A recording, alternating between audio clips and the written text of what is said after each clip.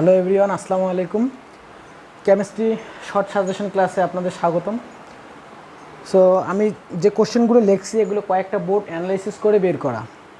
তো এই কয়েকটা কোশ্চেন যদি তোমরা ঠিকঠাক করতে পারো তাহলে আশা করি এখান থেকে তোমরা 5টা কোশ্চেন কমন পাবা। তো প্রথম কোশ্চেনটা হচ্ছে মৌলিক কণিকা কী, স্থায়ী মূল কণিকাগুলো বর্ণনা করো। দ্বিতীয় কোশ্চেনটা হলো বয়েলের সূত্র অনুসারে PV is equal two nRT প্রমাণ করো। তৃতীয় কোশ্চেনটা হলো আয়নিক বন্ধন কাকে বলে, সোডিয়াম এবং ক্লোরিনের মধ্যে কিভাবে আয়নিক বন্ধন সৃষ্টি হয় তা ব্যাখ্যা করো। 4 নম্বর কোশ্চেনটা হচ্ছে অ্যাসিড, ক্ষার ও লবণের ধর্ম ব্যাখ্যা করো। 5 নম্বর কোশ্চেনটা হলো বাফার দ্রবণ কাকে বলে, এর ক্রিয়া কৌশল বর্ণনা করো।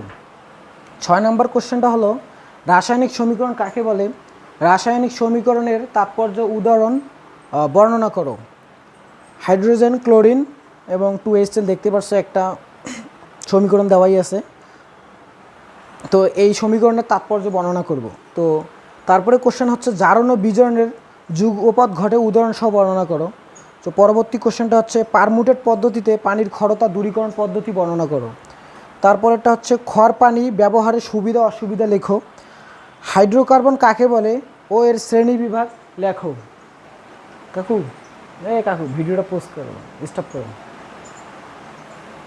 আচ্ছা, কোশ্চেনে আছে মৌলিক কণিকা কী, যেসব অতি ক্ষুদ্র কণিকা দ্বারা পরমাণু গঠিত তাদেরকে পরমাণুর মৌলিক কণিকা বলে।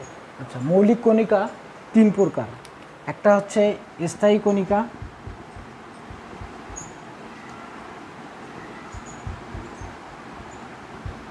দুই নম্বর হচ্ছে অস্থায়ী কণিকা, আর 3 নম্বর হচ্ছে কম্পোজিট কণিকা।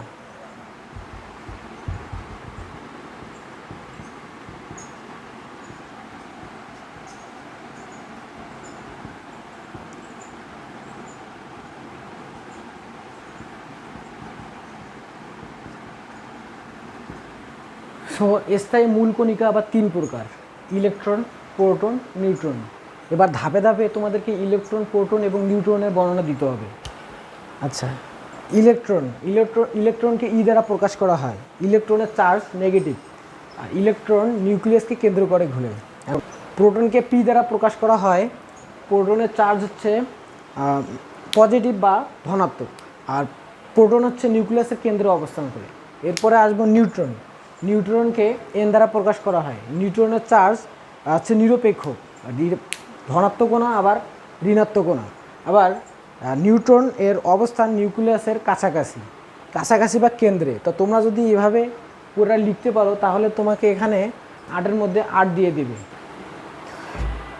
এখানে 2 নম্বর কোশ্চেনটা হলো প্রমাণ করো যে PV is equal two nRT. তো আমরা যদি এই কোশ্চেনটা সলভ করতে যাই তাহলে আমাদের কি কি করতে হবে। তো প্রথমে আমরা মনে করি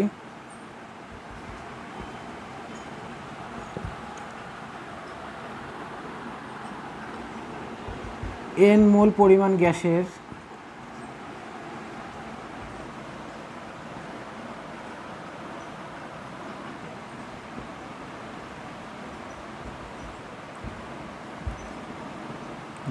চাপ, আয়তন ও পরম অবস্থান যথাক্রমে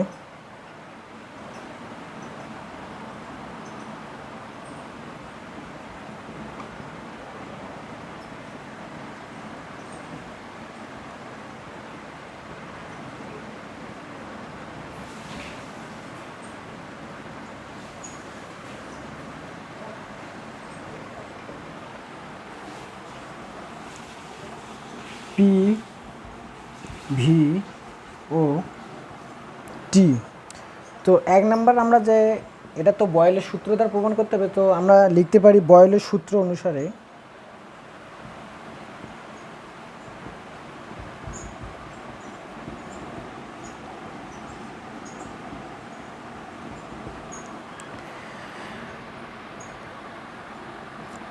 বয়েলের সূত্রটা হচ্ছে স্থির তাপমাত্রার গ্যাসের আয়তনের উপর প্রযুক্ত বলের সমানুপাতিক। তো আমরা লিখবো এভাবে, স্থির তাপমাত্রার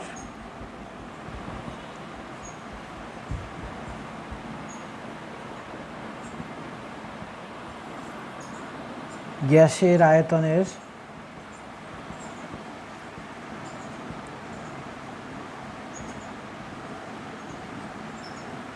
প্রযুক্ত বলের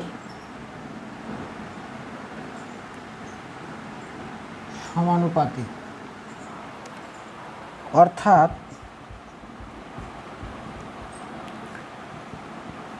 ভি প্রপোর্শন 1/p, যেখানে এন ও টি স্থির থাকবে।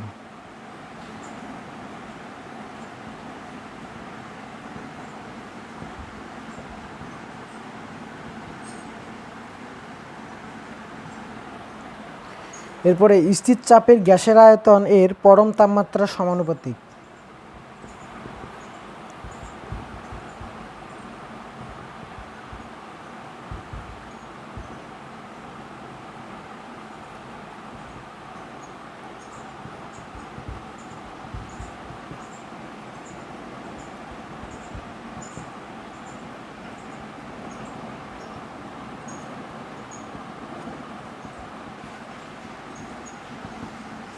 পরম তাপমাত্রার সমানুপাতিক, অর্থাৎ ভি প্রপোর্শন টি, যেখানে এন ও পি স্থির থাকবে।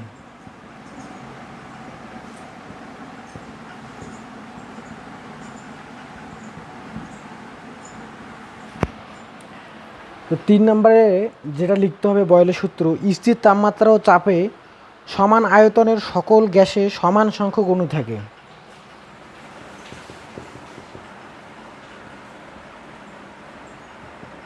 স্থির তাপমাত্রায়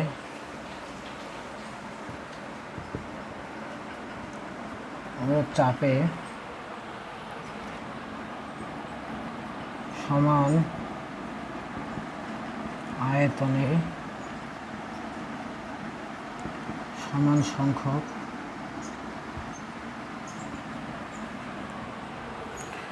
অণু থাকে। তো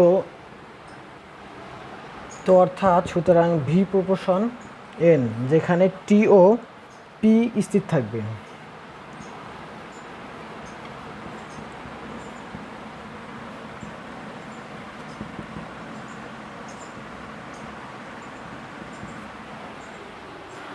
সো আমরা যদি এই 3টা কন্ডিশন লিখতে পারি, এরপরে আমরা এই 3টা কন্ডিশনকে বীজগণিতিক সূত্র অনুসারে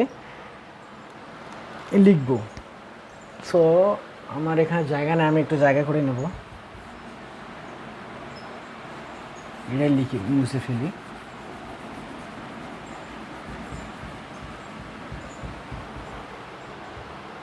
সো বীজগাণিতিক সূত্র অনুসারে লিখব, বীজগাণিতিক সূত্র অনুসারে, বীজগাণিতিক সূত্র অনুসারে। তো কি লিখতে পারি এখন? লিখব এখন ভি প্রপোর্শন এন প্রপোর্শন টি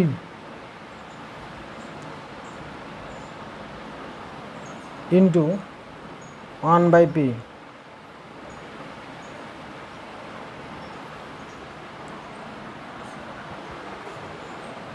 এখানে সাইডে লিখে দিবা যখন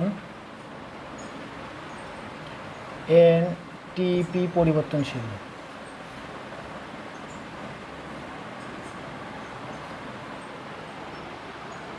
তো আমি যদি এখান থেকে প্রপোর্শন উঠে যাই, তোমরা জানো যদি প্রপোর্শন বা সমানুপাতিক চিহ্নটা উঠে দেয় তাহলে এখানে একটা ধ্রুবক আসবে। সো আমরা সেই ধ্রুবকটাকে আর ধরে নেব। আর ধরে নিলে এনটিটা এটার যেহেতু গুণ অবস্থা আছে তাহলে এর উপরে উঠে যাবে এনটি বাই পি। তাহলে এই পিটাকে যদি ভাগ অবস্থার দিকে আসলে কী হবে? গুণ P V is equal to n R টি।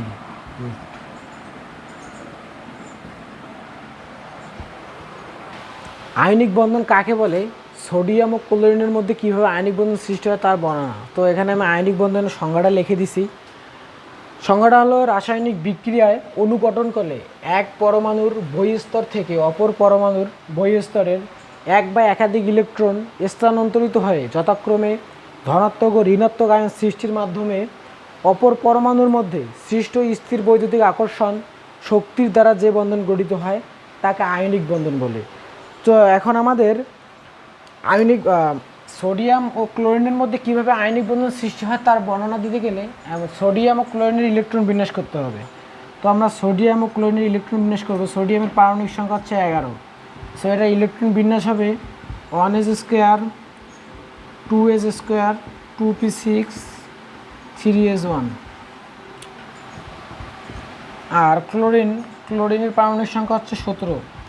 এর ইলেকট্রন বিন্যাস হবে 1s square, 2s square, 2p6, 3s1। তো এখন আমাদের সোডিয়াম ও ক্লোরিনের চিত্র আট করে দেখাতে হবে। তো আমরা এখানে চিত্র আট করব।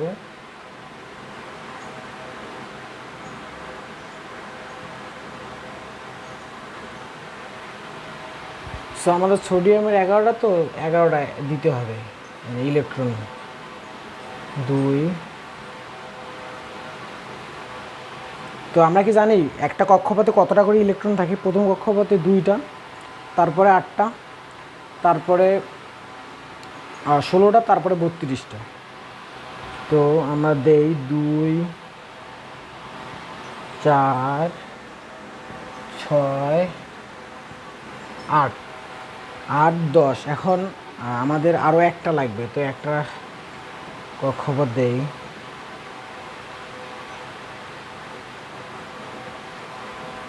সোডিয়ামের চিত্র আট করা শেষ। এখন আমরা ক্লোরিনের জন্য আট করব। তো এখানে যদি ক্লোরিনের চিত্রটা আট করি,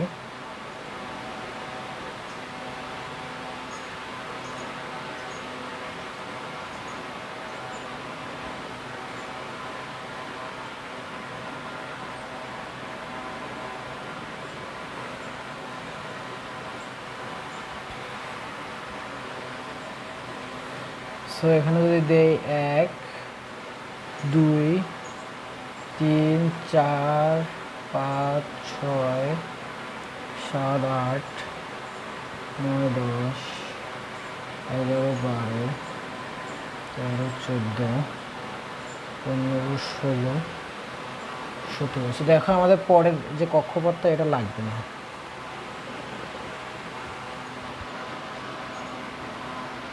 এটা ছাড়াই আমাদের কাজ করতে পারবো।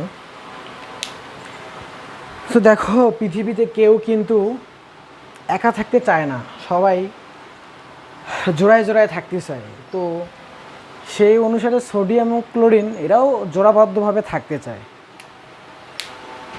তো দেখো সোডিয়ামের শেষ কক্ষপথে একটা, ক্লোরিনের শেষ কক্ষপথে একটা। তো সোডিয়াম কি করবে? একটা ইলেকট্রন ত্যাগ করবে, আবার সে ত্যাগকৃত ইলেকট্রন ক্লোরিন গ্রহণ করবে। সো যদি সোডিয়াম ত্যাগ করে তাহলে কি হবে? সোডিয়াম যখন ত্যাগ করবে, তখন সোডিয়াম যদি একটা ইলেকট্রন ত্যাগ করে, সোডিয়াম E-, তাহলে কি সোডিয়াম প্লাস হবে। তাহলে ক্লোরিন যখন একটা ইলেকট্রন গ্রহণ করবে, তাহলে ক্লোরিন প্লাস E-, তাহলে কি হবে? Chlorine minus. তো এখানে দেখো সোডিয়াম মাইনাস ক্লোরিন,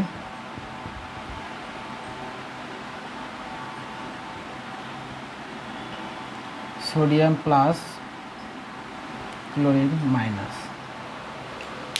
সো এভাবে যদি দাও তাহলে আয়নিক বন্ধন কাকে বলে এবং সোডিয়াম ও ক্লোরিনের মধ্যে আয়নিক বন্ধন কিভাবে সৃষ্টি হয় এই বর্ণনা দিলেই তোমার এখানে তুমি 8-এ 8 পেয়ে যাবা। কোশ্চেনটা হলো অ্যাসিড, ক্ষার ও লবণের ধর্মের বর্ণনা করো। তো এখানে অ্যাসিড, ক্ষার ও লবণ দেখে আমার একটা কবিতা মনে পড়ে গেল, এর বর্ণনা করো। তো এখানে অ্যাসিড, ক্ষার ও লবণ দেখে আমার একটা কবিতা মনে পড়ে গেল। তুমি অ্যাসিড হলে আমি হব ক্ষার, দুজন মিলে বানাবো পোষমিত সংসার। সো এখানে মনোযোগ দাও, আমি এখানে আলাদা আলাদাভাবে 3টার বর্ণনা দিয়েছি: সল্ট, বেস, ক্ষার, অ্যাসিড, অম্ল। তো আমি ক্ষার বা বেস এটা মনে রাখার জন্য একটা নিয়ম ফলো করে, যা হচ্ছে খালা। তো এখানে লা দ্বারা লাল বুঝায়। তো ক্ষারে কি হয়? লাল লিটমাসকে নীল করে ফেলে। তো আর এনি অ্যাসিডের ক্ষেত্রে কি হয়, এই নিতে হচ্ছে নীল, তো নীল লিটমাসকে লাল করে ফেলে। তো দেখি লবণ সল্ট, লবণের ক্ষেত্রে কি হয়, acid plus base equal salt plus H2O মানে পানি। তো লবণে দুই ধরনের রেডিক্যাল বা মূলক আছে, এক ধরনের হচ্ছে ক্যাটায়ন সোডিয়াম প্লাস ক্ষারীয় মূলক, দুই নম্বরটা হচ্ছে অ্যানায়ন ক্লোরিন মাইনাস অম্লীয় মূলক। তো দেখতে পাচ্ছ HCl hydrochloric acid, N sodium hydroxide. তো এখানে উৎপন্ন হইতেছে কি এইদিকে সোডিয়াম ক্লোরাইড প্লাস H2O পানি। তো বেসের ক্ষেত্রে দেখতে পাচ্ছ লাল লিটমাসকে নীল করে, জলীয় দ্রবণে হাইড্রোজেন আয়ন দেয়, আর হচ্ছে ক্ষার হচ্ছে পিচ্ছিল পদার্থ। আর এখানে একটা সমীকরণ সব জায়গায় ইউজ হবে, acid plus base is equal two salt plus H2O বা পানি। এখানে আসছে তোমার অম্ল, অম্লতে কী হয়, জলীয় দ্রবণে H প্লাস আয়ন দেয় বা হাইড্রোজেন আয়ন দেয়। অ্যাসিড নীল লিটমাসকে লাল করে, অ্যাসিড টক স্বাদযুক্ত হয়, acid plus base equal salt plus H2O। পরের কোশ্চেনটা হচ্ছে রাসায়নিক সমীকরণ কাকে বলে, রাসায়নিক সমীকরণের তাৎপর্য উদাহরণ সহ বর্ণনা করো। তো দেখো আমি একটা এখানে উদাহরণ দিয়েছি, হাইড্রোজেন প্লাস ক্লোরিন বিক্রিয়া করে 2HCl উৎপন্ন করে। সো রাসায়নিক সমীকরণ কাকে বলে, অণুতে পরমাণুসমূহ যে আকর্ষণের মাধ্যমে একে অপরের সাথে যুক্ত হয় তাকে রাসায়নিক সমীকরণ বলে। তো সমীকরণের তাৎপর্য হচ্ছে দুই ধরনের, একটা হচ্ছে গুণগত তাৎপর্য আর একটা হচ্ছে পরিমাণগত তাৎপর্য। সো গুণগত তাৎপর্যটা আমরা কিভাবে লিখতে পারি, আমরা লিখতে পারি হাইড্রোজেন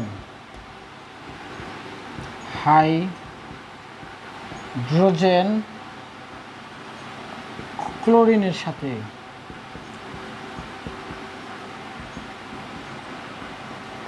সাথে বিক্রিয়া করে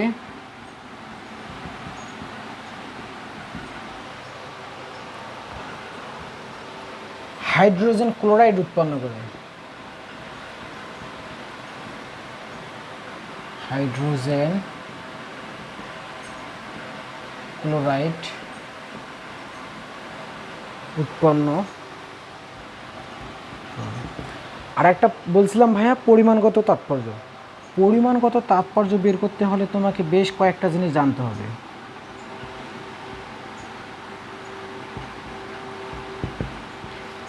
এক, হাইড্রোজেনের ভর সংখ্যা জানতে হবে, হ্যাঁ এটার ভর জানতে হবে, তারপরে তোমাকে এই পরিমাণগত তাৎপর্য তারপর তুমি বের করতে পারবে। সো এখন দেখো মানে মূল কথা হচ্ছে তোমার হাইড্রোজেন ক্লোরিন HCl এর আণবিক ভর বের করতে হবে। তো আমরা যদি এতটুকু অংশের কি বলে আণবিক ভর বের করি তাহলে কি দাঁড়াবে, H2 প্লাস Cl2। তো ভাইয়া হাইড্রোজেনের পারমাণবিক সংখ্যা কত, এক, মানে পারমাণবিক সংখ্যা বলতে ভর সংখ্যা আর কি 1। তো এটার সাথে কত আছে 2, তাহলে এটা গুণ হবে, প্লাস ক্লোরিনের ভর সংখ্যা কত 35.5 ইন্টু 2। সো ক্যালকুলেশন করো, দেখো কত আসে, 2 5, এটা ক্যালকুলেশন করতে আসবে 71 73। তারপরে দেখো আমি HCl এর আণবিক ভর বের করব, HCl এর আণবিক ভর আচ্ছা। তো HCl না, এখানে হবে 2HCl 2। সো দেখো এই 2টা কিন্তু দুইটার সাথে গুণ অবস্থায় আছে, সো আমরা এভাবেই লিখবো, 2 লিখলাম। H কত, পারমাণবিক সংখ্যা 1, প্লাস ক্লোরিনের পারমাণবিক সংখ্যা কত 30, মানে ভর সংখ্যা আর কি 35.5। তো দেখো কত আসে, গুণ করলে 2 ইন্টু 36.5। সো ক্যালকুলেশন করলে এখানে দাঁড়াবে 73। তো এখানে লিখবা যে সুতরাং বিক্রিয়ক ও উৎপাদকের আণবিক ভর